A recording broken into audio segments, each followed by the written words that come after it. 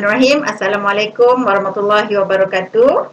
Saya Siti Nurashikin binti Mat Sabudin mewakili kumpulan G Extra Research Group.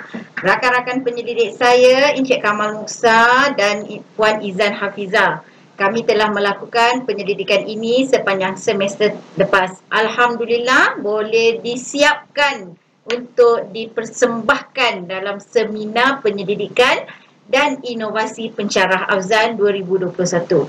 Okey, tajuk penyelidikan kami adalah pandemik COVID-19, pengukuran persekitaran pembelajaran maya menerusi penggunaan Google Classroom.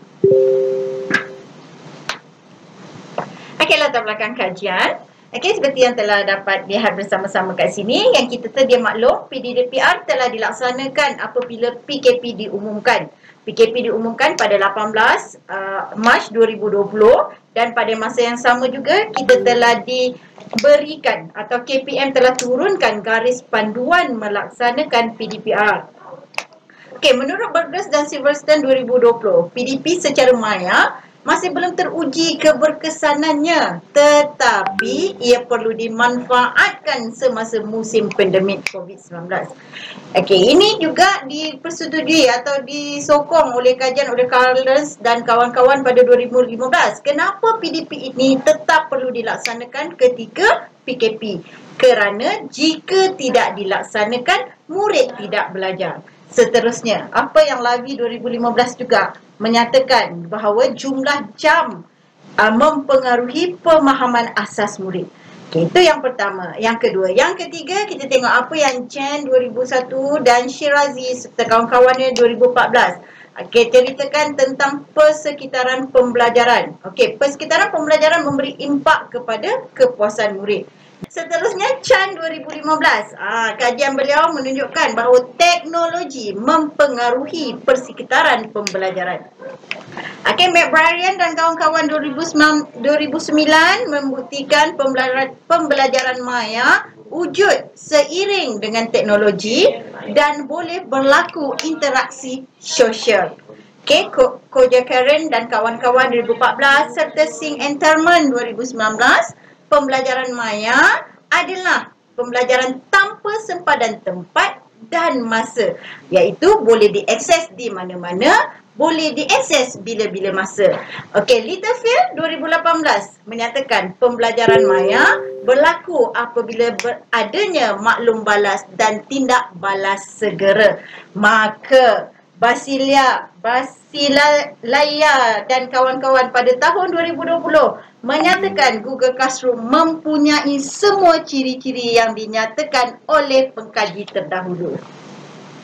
Mosavi dan kawan-kawan 2020 telah membangunkan satu instrumen iaitu E-Learning Educational Atmosphere Measure yang dikenali sebagai EEAM yang digunakan untuk mengukur persekitaran pembelajaran kepada pelajar di universiti tersebut. Faktor-faktor yang dimasukkan oleh Musavi terdapat 6 faktor, tetapi yang kami gunakan dalam penyelidikan kali ini melibatkan 3 faktor utama, iaitu keberkesanan kursus, sistem sokongan pelajar dan keselamatan serta kemudahan.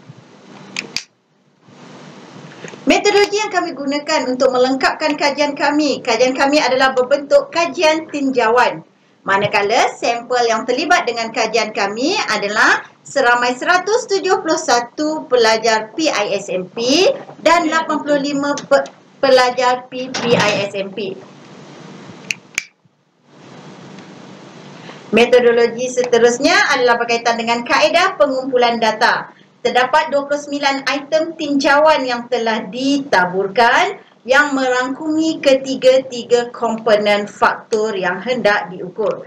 Okey, item-item ini ditaburkan menggunakan skala Likert.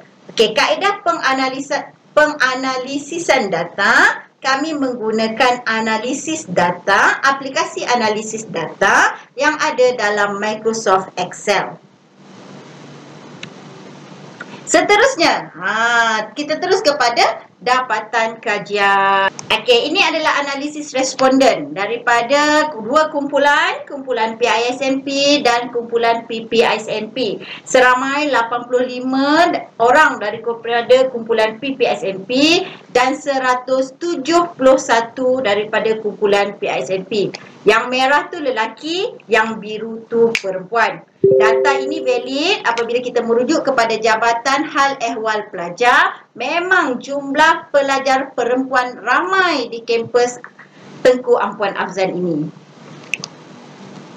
Ini adalah taburan semester. Makna semester-semester yang terlibat. Pelajar responden dari PISMP, kita ada 4 semester. Yang ramai terlibat dengan kajian ini adalah dari semester 3, iaitu seramai 58 orang. Semester 1, 49 orang. Seterusnya semester 5, 46 orang. Hanya 18 orang dari semester 7. Ini adalah analisis tahap keberkesanan kursus yang telah diikuti secara maya menerusi penggunaan Google Classroom. Okey, analisis ini dibahagi kepada dua kumpulan, iaitu kumpulan PISMP dan kumpulan PPISMP.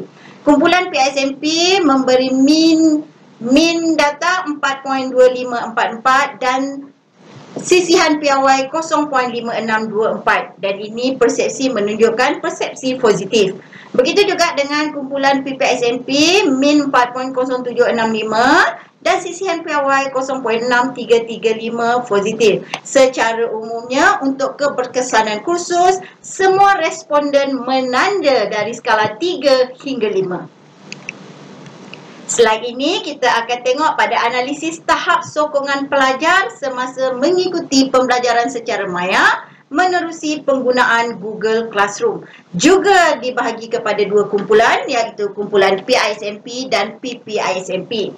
Min kumpulan PISMP adalah 4.2261 dan sisihan piawai 0.5724. Persepsi positif.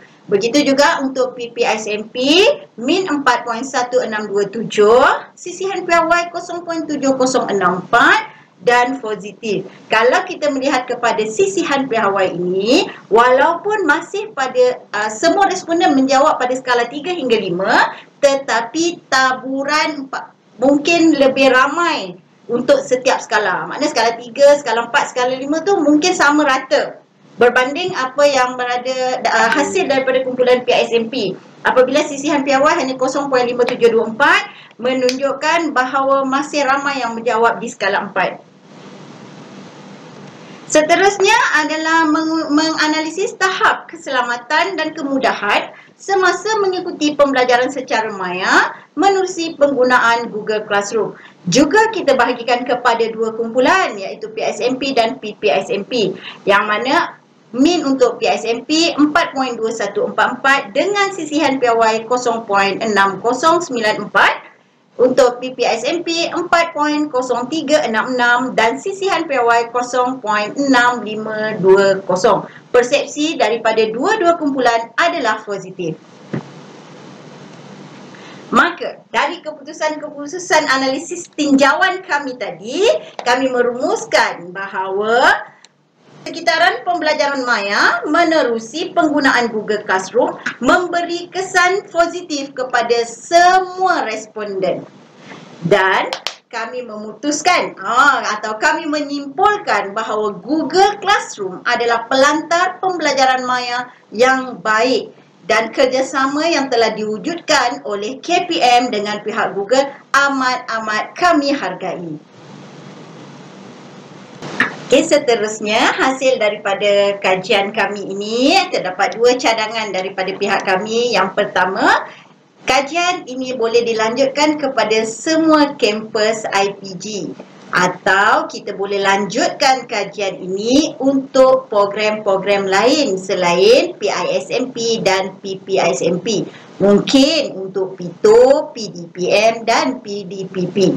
Seterusnya, cadangan yang kedua, Google Classroom boleh digunakan sebagai pelantar pembelajaran kendiri terarah seperti mana yang telah kita lakarkan dalam pembangunan manual kurikulum yang sedang berlangsung sekarang. Itu sahaja daripada kami. penyelidik-penyelidik dari kumpulan G Extra Research Group. Terima kasih daripada kami.